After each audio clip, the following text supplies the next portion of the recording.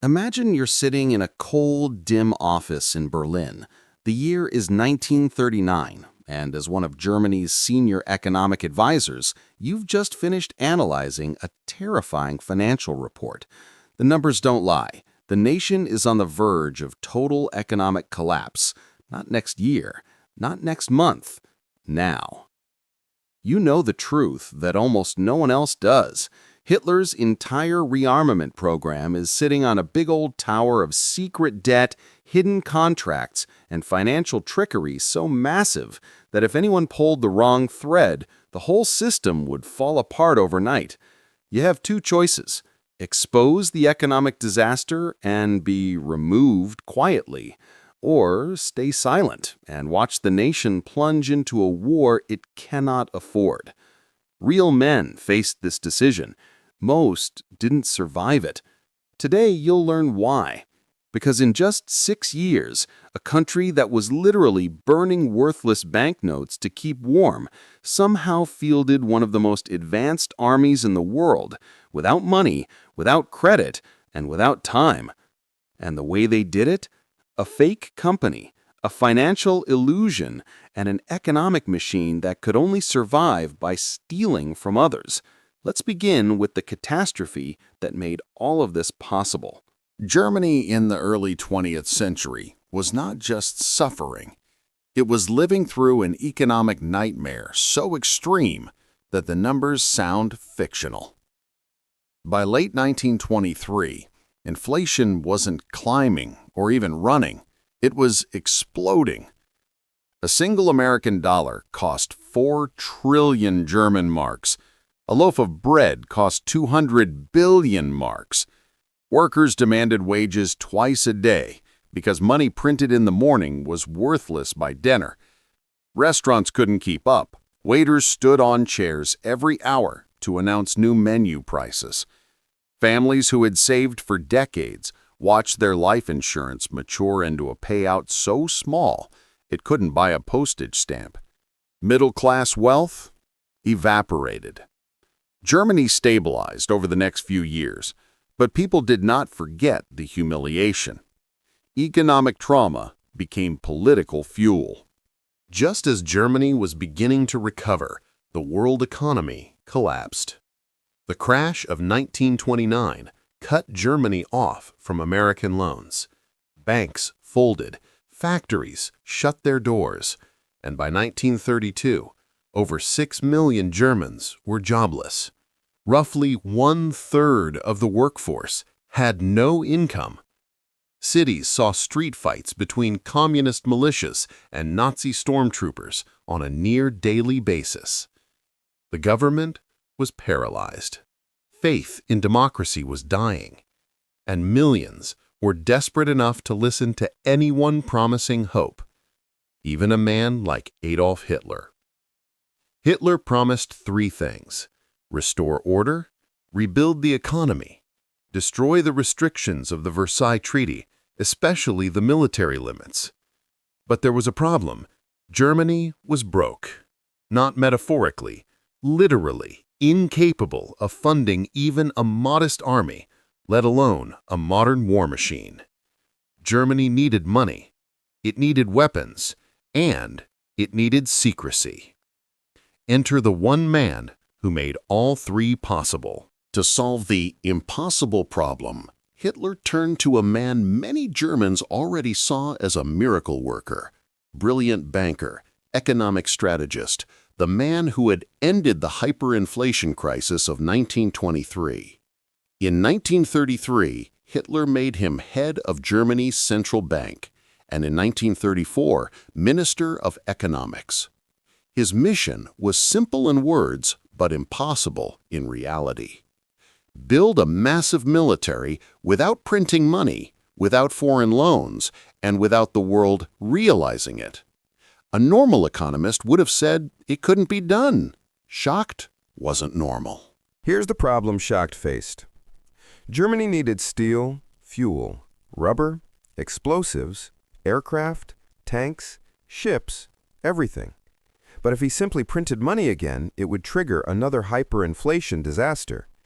And if he funded rearmament openly, Foreign governments would intervene.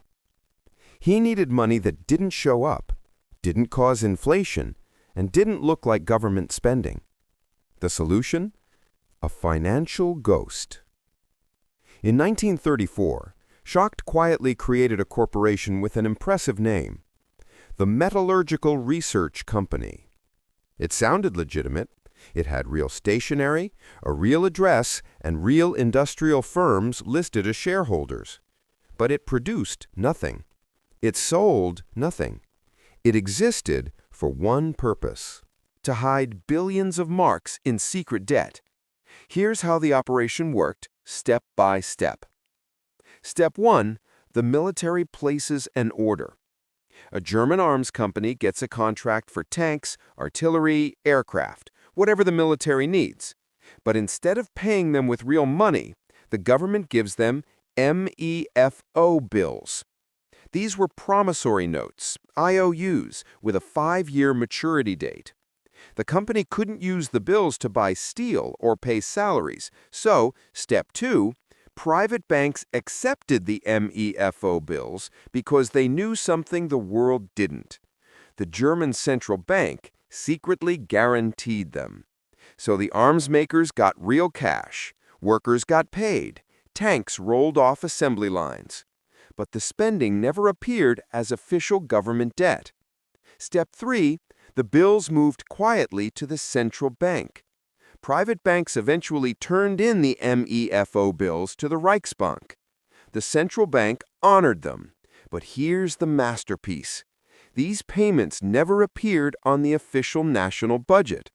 To outsiders, Germany looked like it was spending modestly. In reality, it was secretly pouring billions into rearmament. Between 1934 and 1938, Germany issued around 12 billion marks worth of M.E.F.O bills. For comparison, Germany's total national debt in 1932 was 10 billion marks. So Schacht effectively doubled Germany's debt, without anyone noticing. By the time foreign governments realized what was happening, Germany had already rebuilt its army, navy, and air force. The deception worked brilliantly. But there was a deadly flaw built into the scheme. The first M.E.F.O bills were set to mature in 1939. That meant Germany owed billions immediately. But what happened when the bills came due? Germany didn't have the money. Not because of mismanagement, but because the entire economic system depended on borrowing from the future. They had built an army with IOUs. Schacht warned Hitler that the bills would destroy the economy when they matured. Hitler ignored him. By 1937, Schacht was openly begging Hitler to slow spending, cut projects, and balance the budget. Hitler's response? He removed Schacht from power in early 1939. But the problem Schacht left behind remained. Germany needed billions of marks, or the economy would collapse. There was only one way to get that kind of money. They had to take it. Beginning in 1938, Germany's foreign policy became indistinguishable from robbery. Germany annexed Austria and instantly seized Austrian gold reserves, banking assets, foreign currency stocks, state industries, billions of marks of wealth absorbed into the Nazi system. Czechoslovakia's heavily industrialized border region. This brought the Nazis an enormous prize: the Schoda Works, one of the most advanced weapons factories in the world. Germany didn't just conquer Czechoslovakia, it acquired its industrial heart. September 1939, Poland. The invasion of Poland delivered agricultural output, natural resources, forced labor, control of mines and factories. These weren't side benefits. They were the bloodline of the Nazi economy. Without conquest, the bills came due. With conquest, Germany could keep the machine running. The Nazi economy worked exactly like a pyramid scheme. New victims supplied the money to pay the old debts. As long as Germany expanded, the economy survived. The moment expansion stopped, collapse was inevitable. This is why the war wasn't just ideological. It was economically required. M.E.F.O bills were only the first part of the Nazi financing engine. The rest was far more brutal. Millions of people, Jews, Poles, Ukrainians, French prisoners, Soviet POWs, were forced into labor camps. Companies like IG Farben, Siemens, Krupp, Bayer used slave labor on a massive scale. Workers were literally worked to death and replaced with new prisoners. This wasn't just cruelty, it was economic strategy. Even German civilians were victims. Germans paid into a savings program for the People's Car. Over 270 million marks were collected. Not a single civilian ever received a Volkswagen. Every car factory was converted to build military vehicles. The money vanished into the war machine. Jewish property, homes, savings, art, businesses, all seized. This wasn't merely persecution, it was a government revenue stream. France was forced to pay Germany 400 million francs per day to fund the German troops stationed there. That is economic parasitism on a national scale. By early 1939, Germany was trapped. The first wave of M.E.F.O bills was coming due. Schacht had been fired. Inflation pressures were rising again. Shortages were spreading. The economy was cracking. Germany had two choices: admit the financial deception and suffer economic collapse, or expand rapidly and take foreign resources before the bills came due. Hitler chose the second option. War wasn't just a plan. It was the survival strategy of an economic system built on lies, debt, and theft. And so, Germany marched forward. For the first 2 years of the war, Germany lived off conquest. Poland's resources funded the invasion of France. France's wealth funded the invasion of the Soviet Union. Soviet grain and oil were expected to fund the next 10 years of the Reich. But by 1943 and 1944, the tide turned. Germany began losing territory. Supply lines collapsed. Forced laborers sabotaged production. The plunder economies dried up. Once expansion stopped, the entire Nazi financial structure imploded. The pyramid scheme finally hit the bottom. There were no more victims left to rob. By 1945, Germany wasn't just defeated militarily, it was economically bankrupt in a way even worse than 1923.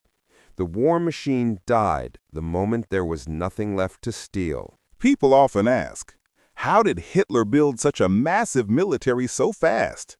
The answer is simple. He didn't pay for it. He borrowed, stole, and enslaved his way to war. Let's break down the 4 pillars. Pillar 1. Invisible debt. M.E.F.O bills created a shadow banking system that funded the rearmament without appearing on any official records. Pillar 2. Plunder. Germany extracted wealth from every country it conquered: gold, industry, labor, food, fuel. Pillar 3. Slavery. Millions of forced laborers kept factories running and built the weapons used to conquer even more territory. And Pillar 4. Systematic theft. Jewish property, German savings programs, unpaid foreign loans, all funneled into the regime. By 1939, the Nazi economy was a time bomb. The bills were due. There was no money. The only exit was expansion, or collapse. Hitler chose expansion. This is why the war wasn't only the result of ideology, nationalism, or revenge. It was also a mathematical certainty written into the very structure of Nazi economics. The war machine was a parasite, and parasites die when they stop feeding. Knowing now that Nazi Germany's economic survival depended entirely on conquest, do you believe the Second World War was truly unavoidable? Or could Germany have shifted toward a sustainable economy instead of doubling down on a financial illusion? Let me know your thoughts below.